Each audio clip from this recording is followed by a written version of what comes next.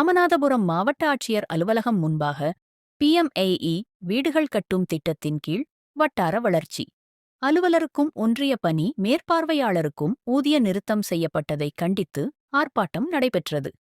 ஆர்ப்பாட்டத்தில் மாநில துணைத் தலைவர் செல்வகுமார், மாநில செயலாளர் விஜயகுமார், மாவட்ட தலைவர் முனியராஜ், மாவட்ட செயலாளர் ராமநாதன், மாநில செயற்குழு உறுப்பினர் திருமுருகன், மாவட்ட பொருளாளர் மன்சூர் உட்பட நூற்றுக்கணக்கான ஊழியர்கள் கலந்து கொண்டனர்.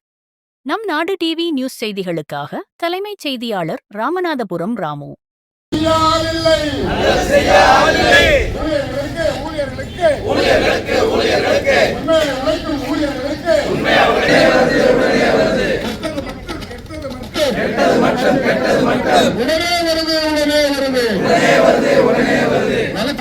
வளர்ச்சித்துறை நிர்வாகமே